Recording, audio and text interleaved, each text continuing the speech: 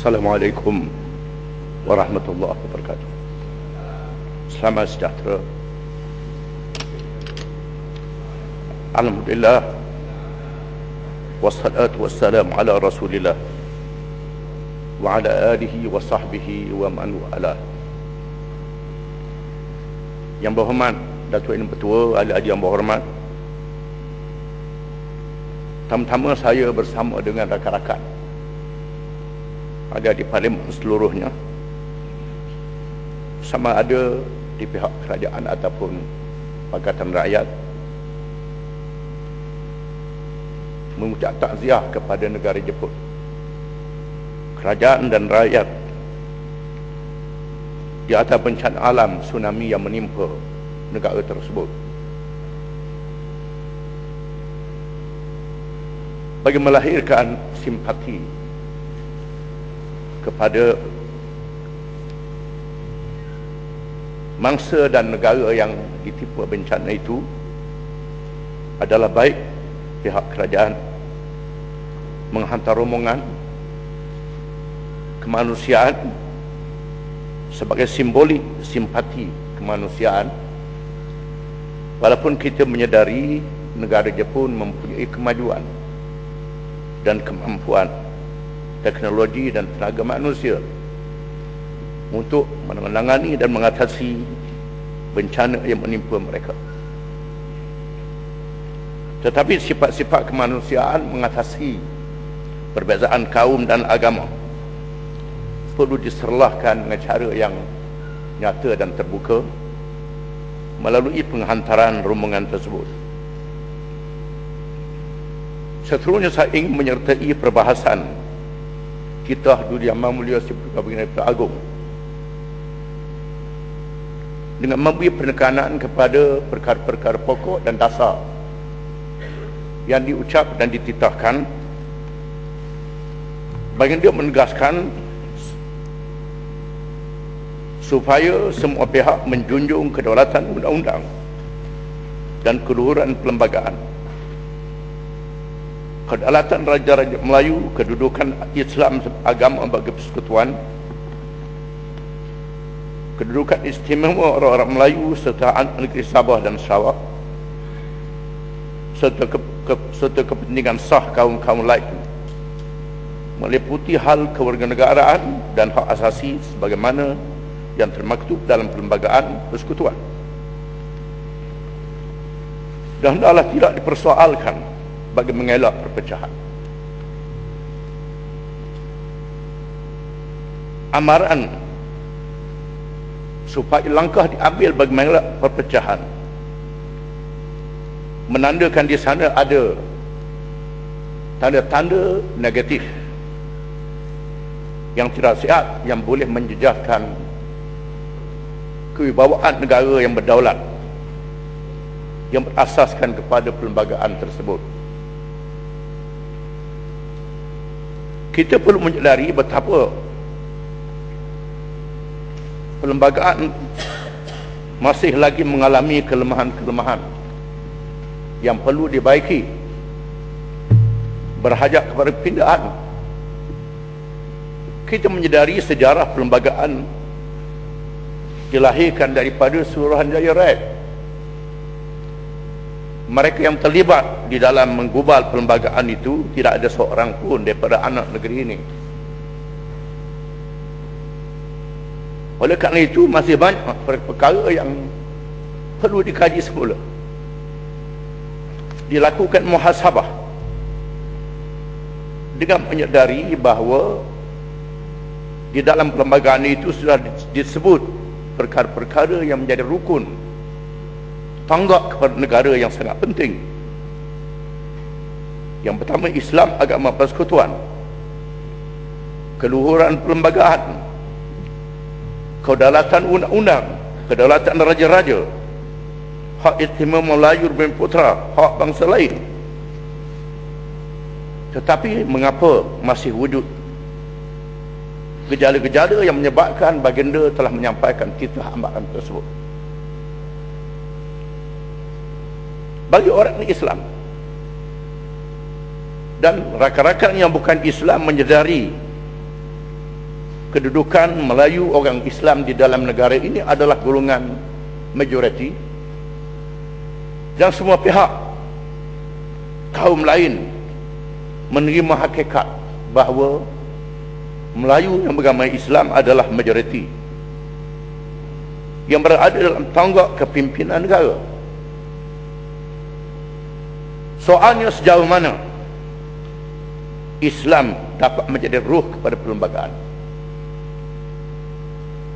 Apa yang berlaku, kepahaman kita terhadap Islam itu sendiri masih lagi terlalu sempit, masih lagi belum merdeka, masih lagi dijajah. Kita tidak menjadikan Islam sebagai agama yang menangani cara hidup, termasuk bernegara, dan segala amalannya,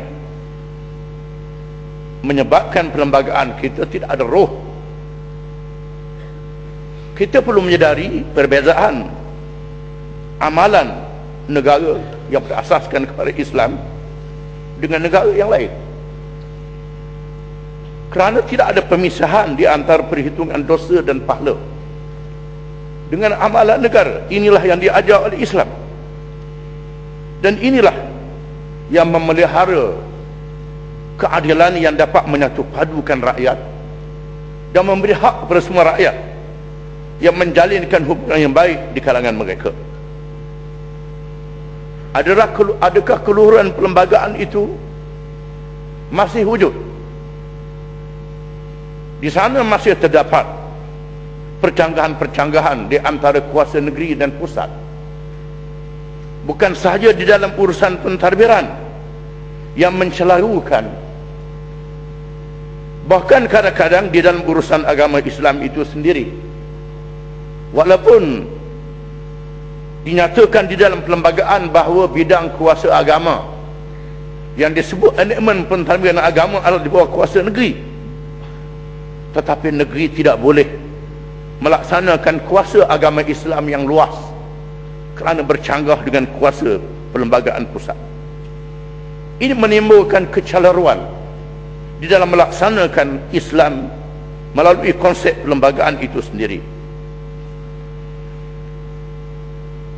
Bahkan terdapat pencanggahan undang-undang syariah di kalangan negeri-negeri itu sendiri, padahal semua negeri menganut mazhab Syafi'i. Sepatutnya diselaraskan, menandakan masih wujud kelemahan di dalam perlembagaan itu sendiri yang menyebabkan kelemahan kepada urusan pentadbiran agama Islam di negeri-negeri. Adapun kedaulatan undang-undang, kita melihat kedaulatan undang-undang agak terjejas dengan tidak adanya pemisahan kuasa di antara penggubal undang-undang, mahkamah dan pentadbiran. Masih wujud kecelaruan dan campur tangan, masih wujud sistem keadilan yang tidak stabil dengan cara yang tepat, peristiwa-peristiwa yang menyayatkan hati dan boleh memalukan kita. Contohnya Teo Beng Hok yang mati dalam siasatan, Datuk Seri Anwar Ibrahim yang disebarkan melalui media dengan cara yang memalukan. Mengikut kaedah perundangan Islam, dan kaedah perundangan Islam ini diamal oleh undang-undang British, kerana orang-orang British ketika menjajah negara umat Islam, mereka bukan sahaja mengumpulkan hasil bumi, mereka juga mengumpulkan hasil ilmu Islam melalui kitab undang-undang yang dikarang oleh ulama-ulama Islam dalam segala mazhab, sehingga mereka memakai kaedah orang yang dituduh tidak bersalah selagi tidak disabitkan. Apa yang berlaku hari ini menunjukkan orang dituduh sudah bersalah dan dihukum mati dalam tahanan, walaupun dia seorang yang bukan Islam. Allah mengajar kita adil kepada semua manusia. Firman Allah Ta'ala, innallaha ya'murukum an tu'addul amanati ila ahliha wa idha hakamtum bainan nas an tahkumu bil adl. Sesungguhnya Allah menyuruh kamu supaya menyerahkan amanah kepada orang yang ahli dapat menunaikannya, sama ada amanah politik ataupun amanah kehakiman dan pentadbiran. Dan apabila melakukan urusan hukuman di kalangan manusia, tidak disebut Islam dan bukan Islam, tidak disebut bangsa yang tertentu, di kalangan manusia hendaklah berlaku adil. Apa yang berlaku hari ini, kita tidak boleh menunjukkan contoh kebaikan Islam daripada Islam yang kita jadikan sebagai agama persekutuan. Ini satu hal yang perlu disedari oleh kerajaan sebelum banyak lagi perkara buruk yang berlaku, insiden undang-undang yang berlaku dalam negara kita. Kedaulatan raja-raja. Raja-raja adalah sebahagian daripada negara kita. Nabi kita Muhammad SAW telah meletakkan garis panduan dalam hal ini. Idza aradallahu li amirin khairan ja'ala lahu wazira sidqin in nasya dzakara wa in dzakara a'ana wa idza aradallahu li amirin syarran ja'ala lahu wazira su in nasya lam yudzakkirhu wa in dzakara lam yu'inhu. Apabila Allah menghendaki keadaan seseorang raja itu menjadi baik, maka Allah jadikan di sisi raja itu menteri-menteri yang benar dan baik. Sekiranya raja itu lupa, diperingatkan. Sekiranya raja itu ingat, ditolong raja itu. Sekiranya Allah menghendaki raja itu dalam keburukan, maka Allah jadikan di sisinya menteri yang jahat dan bohong. Sekiranya raja itu lupa, tidak diperingatkan. Sekiranya raja itu ingat, tidak ditolongnya. Apa yang berlaku dalam negara ini melahirkan pengampu-pengampu kepada raja-raja. Bukan menjadi penasihat yang baik apabila kita merasakan kedudukan kita terancam. Dipindah perlembagaan. Perlembagaan bukan untuk membaiki institusi raja-raja, tetapi mendapat kuasa laksana tikus membaiki labu. Ini keadaan yang berlaku. Hak istimewa orang Melayu, Islam dan Bumi Putera diakui oleh semua kaum yang ada dalam negara ini, kerana mereka menyadari bahawa majoriti rakyat negara ini adalah orang Melayu, Islam dan Bumi Putera. Kerana menyadari bahawa majoriti orang miskin, orang ketinggalan dalam hak berekonomi dan hidup dengan selesa adalah orang Melayu dan Bumi Putera. Mereka menyadari hakikat ini. Dalam masa yang sama, sangat baik kita sudah letak dalam perlembagaan hak kaum lain juga hendaklah dipelihara dan dijaga, dan mengikut Islam sama adil dengan hak orang Islam, hak untuk hidup dan ekonomi. Oleh kerana jumlahnya Melayu lebih besar, Bumi Putera lebih besar, maka kita letakkan asas ini. Bahkan kami dalam Pakatan Rakyat, dalam konvensyen telah memutuskan satu resolusi menerima apa yang termaktub dalam perlembagaan ini. Tetapi apa yang merisaukan kita ialah hak istimewa ini tidak dijaga dengan cara yang baik, tidak dijaga dengan cara yang betul, menyebabkan fanatik kepartaian berlaku di dalam parti yang memerintah sendiri. Sepatut parti yang memerintah hendaklah menjadi contoh kepada seluruh rakyat. Para ulama mengatakan annas ala dini mulukihim, rakyat mengikut telatah pemimpin-pemimpin mereka. Apa yang berlaku hari ini, hak Bumi Putera yang dipentingkan ialah Bumi Putera yang menyokong UMNO, yang menyokong parti yang memerintah di Sabah dan Sarawak. Kemudian ditambah lagi kroni-kroni pemimpin yang tertentu dalam parti yang sama pun dinafikan. Ini merupakan kemalangan yang berlaku dalam apa yang disebut dengan hak istimewa orang Melayu dan Bumi Putera. Tidak dilaksanakan dengan betul. Saya ingin mengulangi apa yang disebut dalam dewan ini, dan Bumi Putera yang sudah meninggal dunia, di mana ada Bank Bumiputera di situ ada pejabat UMNO. Mengapa Bank Bumiputera sudah meninggal dunia? Siapa yang mematikan Bank Bumiputera? Ataupun jadi anak angkat pada bank lain? Ini kerana pengurusan dan cara yang tak betul. Dan apabila kita orang Islam Melayu sudah diterima sebagai tonggak kepimpinan negara, apa yang penting kita mesti menunjuk satu contoh yang baik, model ajaran Islam yang bersih daripada rasuah, yang bersih daripada menyalahgunakan kuasa. Apa yang berlaku hari ini, pimpinan utama UMNO sendiri, Tun Mahathir Mohamad telah menyebut dalam kenyataan yang terbuka bagaimana parti yang memerintah diberjati oleh penyakit rasuah dalam pemilihan mereka. Bagaimana kita dapat mewujudkan sebuah kerajaan menjadi model mengikut ajaran Islam daripada orang Melayu yang beragama Islam ini? Sekiranya dalam pemilihan kepimpinan kita berdasarkan kepada politik wang, dan politik wang ini diketahui oleh umum dilakukan dalam masa pilihan raya, sehingga rakyat tidak boleh menjadi hakim yang adil. Kerana mengikut amalan demokrasi yang sebenar, rakyat adalah hakim untuk menghukum parti yang memerintah. Sekiranya parti memerintah dalam keadaan yang baik, rakyat terus menyokong.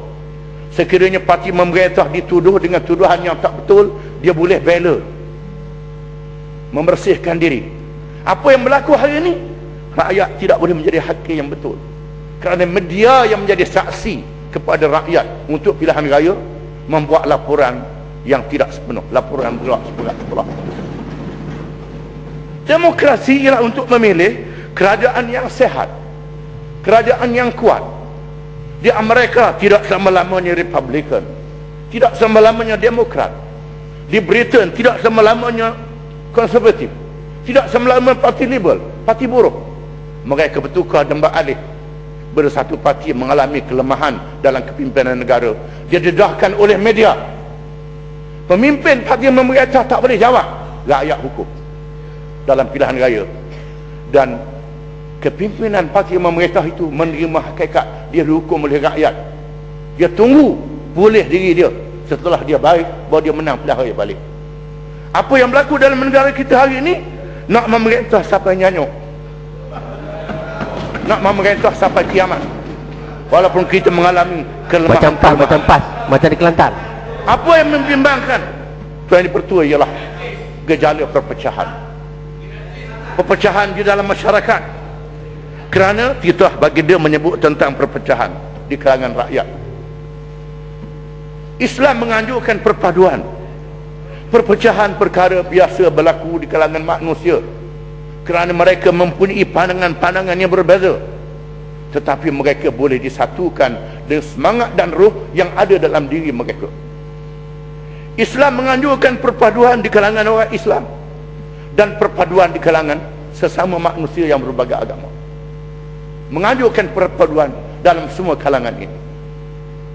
Perpaduan di kalangan orang Islam, Allah menyatakan perpaduan mereka ialah dengan tali Allah.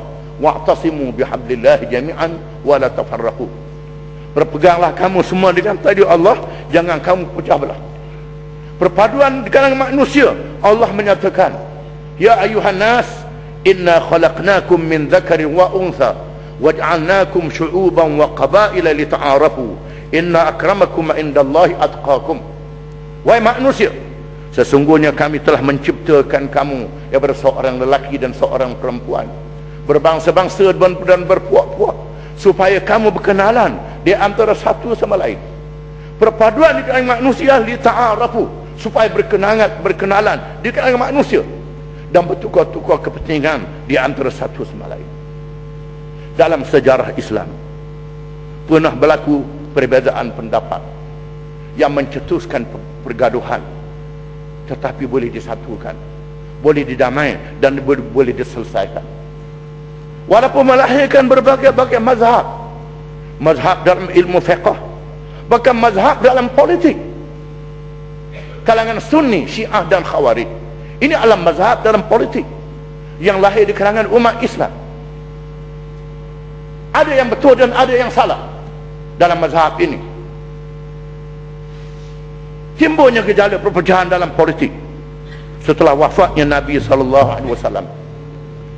Quran tidak menentukan siapa penggantinya. Nabi Muhammad SAW juga tidak menentukan siapa penggantinya, menyebabkan timbul berbagai-bagai pandangan dan mereka bermusyawarah.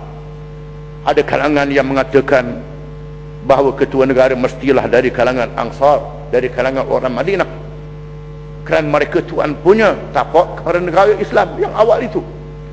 Ada yang mengatakan ketua negara mestilah dari kalangan Ahlul Bait, keluarga Nabi SAW. Ada yang mengatakan kepimpinan negara mestilah dari kalangan seorang pemimpin yang berwibawa, yang paling kuat pengaruhnya di kalangan rakyat.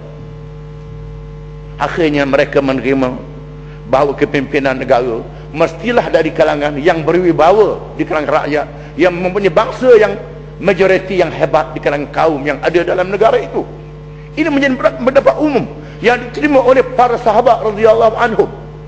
Walaupun pendapat Ansar menjadi pandangan golongan Khawarij dan pandangan Ahlul Bait menjadi golongan pandangan Syiah yang ditolak oleh ilmu politik dan fiqh politik Islam, tidak dinafikan. Dan kita telah menerima semangat itu.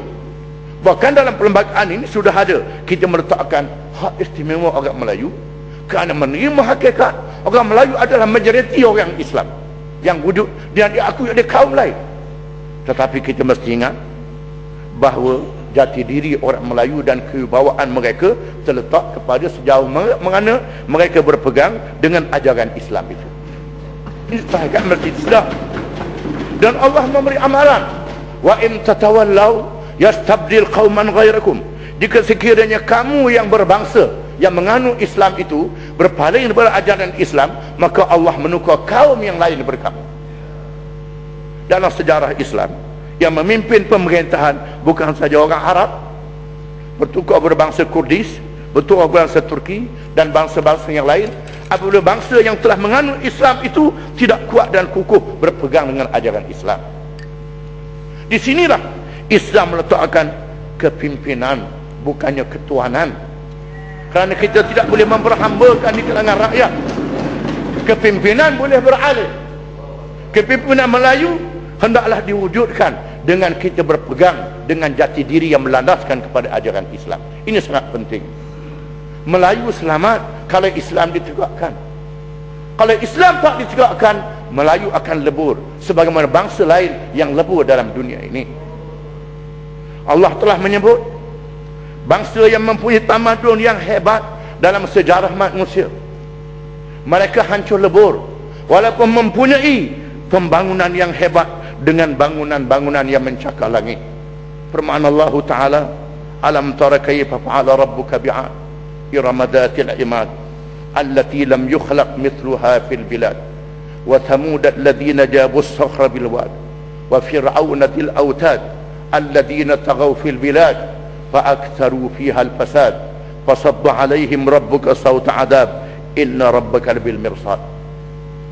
Adakah kamu tidak tahu, kamu tidak melihat apa yang telah menimpa kaum Ad yang telah mendirikan bandar Iram dengan bangunan-bangunan pencakar langit? Adakah kamu tidak melihat kaum Samud yang telah memahat bukit-bukit batu pejal untuk dijadikan bangunan? Adakah kamu tidak melihat kaum Fir'aun yang mendirikan piramid, yang mendirikan bangunan piramid yang hebat dan bala tentera yang ramai? Apabila mereka telah melakukan fasad, melakukan kejahatan, kejahatan itu sama ada maksiat ataupun kezaliman dalam pemerintahan, maksiat ataupun kezaliman, kemungkaran berlaku, maka Allah memusnahkan kaum itu walaupun mempunyai pembangunan kemudahan yang sangat hebat, tanpa dinafikan bahawa peranan manusia di atas muka bumi bukan saja mengabdikan diri kepada Allah. Dalam masa yang sama, manusia ditugaskan untuk membangun bumi dengan pembangunan-pembangunan yang menggunakan bahan-bahan yang dikurniakan oleh Allah kepada mereka di atas muka bumi. Tetapi untuk melakukan pembangunan itu hendaklah dibina insan dalam ucapan si Paduka disebut pembangunan insan, tetapi tidak disebut apakah acuan pembangunan insan itu. Kemusnahan negara-negara yang maju di abad yang lalu dan yang terkini seperti Soviet Union ialah kerana gagal dalam pembangunan insan. Walaupun mempunyai muka bumi yang luas, kekayaan yang melimpah ruah, pembangunan kebendaan yang begitu hebat, bangunan yang mencakar langit, macam di Teluk di Dubai sekarang, bangunan mencakar langit banyak tapi orang tak ada. Pembangunan yang tidak berasaskan kepada pembangunan insan dalam arti kata yang sebenar. Untuk membangun insan bukan sahaja mengilmukan mereka dalam bidang sains dan teknologi yang sangat diberi penekanan. Tidak dinafikan bahawa pengilmuan dalam sains dan teknologi adalah penting, tetapi manusia yang mengendalikan pembangunan sains dan teknologi itu hendaklah dibina roh dan akal mereka.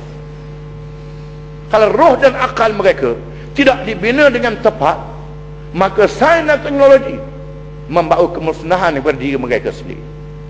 Dengan sebab itu maka Islam menganjurkan bahawa bagi membangun diri manusia hendaklah mengikut acuan fitrah, naluri dan sifat semula jadi manusia yang disebut dengan maqasidus syariah. Tujuan hukum syariat diturunkan oleh Allah kepada manusia tepat dengan ciri-ciri dan sifat keperluan yang ada bagi diri manusia. Mereka memerlukan 6 perkara yang penting. Yang pertama agama, yang kedua nyawa, yang ketiga akal, yang keempat maruah, yang kelima keturunan, dan yang keenam harta. Ini 3 rukun bagi kehidupan manusia. Manusia tidak boleh hidup dengan tepat, dengan baik, sekiranya tidak memenuhi ketiga-tiga rukun ini. Yang pertama agama. Islam meletakkan agama menjadi dasar dan payung kepada pembangunan insan, meletakkan manusia menjadi hamba kepada Allah. Pimpinan negara adalah menunaikan amanah, bukannya tuan yang memperhambakan rakyat dan mana-mana kaum. Ini diajar oleh Islam. Segala projek pembangunan yang dilakukan oleh kerajaan memberi kesenangan kepada rakyat hendaklah ditunaikan dengan amanah, dan di atas sifat menunaikan amanah. Dia tidak boleh berbangga dengan apa yang dia buat, dengan nak menunjuk-nunjuk saja, ini aku buat, ini aku buat, ini aku buat, seolah-olah harta dia yang punya. Apabila merasakan ini dia yang punya, harta dia, maka berlakulah salah guna, berlakulah mengambil kesempatan, berlakulah tidak ada perhitungan dosa dan pahala, berlakulah tidak boleh mengawal tomok dan holobo dalam kegiatan politik dan ekonomi. Pembangunan itu bukan sahaja tidak memberi kebahagiaan berakyat, bahkan menjadi kemusnahan kepada negara, dengan sebab pengurusan ekonomi tidak teratur, perjalanan tidak teratur dengan cara yang baik. Islam menjadikan agama pengawas kepada kegiatan-kegiatan yang lain. Dengan sebab itu Islam meletakkan perhitungan dosa dan pahala dalam semua tindak tanduk yang dilakukan oleh manusia, bukan saja di masjid, bukan saja atas tika semayang, bukan saja di Mekah, termasuklah bila dia menjadi ketua negara, menjadi pemimpin negara, dia ofis, bergaul dengan rakyat. Segala tindak tanduk dia ada kaitan dengan agama. Apa yang berlaku hari ini seolah-olah agama tidak ada kaitan dengan masalah hidup. Kita buat macam-macam, berbagai langkah, rasuah, menyalahguna kuasa, lepas tu pergi umrah, selesa dengan itu saja. Seolah-olah cukup dengan umrah saja, dengan kita tidak melakukan muhasabah bahawa semua tindakan adalah dihisap, bukan umrah itu saja. Ini kerana kita memisahkan agama dengan urusan kehidupan. Yang kedua, menjaga nyawa. Nyawa adalah penggerak kepada anggota yang bertugas bagi diri manusia. Nyawa adalah dipelihara dengan cara yang baik. Oleh kerana itu Islam menjadikan hak nyawa bukan saja hak Allah Ta'ala, termasuk hak manusia. Maka Islam menetapkan hukuman qisas dalam memelihara nyawa. Firman Allah Ta'ala, walakum fil qisasi hayatun ya ulil albab. Diberi dalam melaksanakan hukuman qisas itu membawa kehidupan, wahai orang-orang yang mempunyai akal fikiran yang betul, supaya kamu bertakwa kepada Allah. Qisas ini yang berkait dengan kesalahan membunuh, termasuklah kesalahan mencederakan dengan sengaja dan tidak sengaja. Semuanya ada dalam Islam. Termasuklah undang-undang kemalangan jalan raya berkait dengan qisas, di mana undang-undang Islam lebih berkonsepkan mendidik, bukan untuk mendera dan memungut hasil. Apa yang berlaku hari ini, contohnya saman ekor. Saman ekor adalah satu undang-undang di atas nama, mengapa tak saman kepala terus, saman ekor saja, di atas nama nak mengawal keselamatan jalan raya. Tapi undang-undang ini tidak bersifat mendidik, lebih bersifat mendera, lebih bersifat untuk cari duit. Setelah diumumkan ramai yang beratur nak bayar sama ekor, dia beritahu berapa juta dapat minggu ini. Ya, boleh habiskan yang Wan. Apa? Yang baru? Masa dah habis yang Wan. Dah habis. Termasuklah undang-undang yang berkait dengan dadah. Ini juga undang-undang yang mendidik. Yang mendidik apa yang berlaku hari ini, kita gagal dalam menangani masalah dadah. Ini sangat mendukacita. Maka perlu dikaji semula. Dia bawa undang-undang ta'zir yang mendidik rakyat supaya menangani masalah dadah.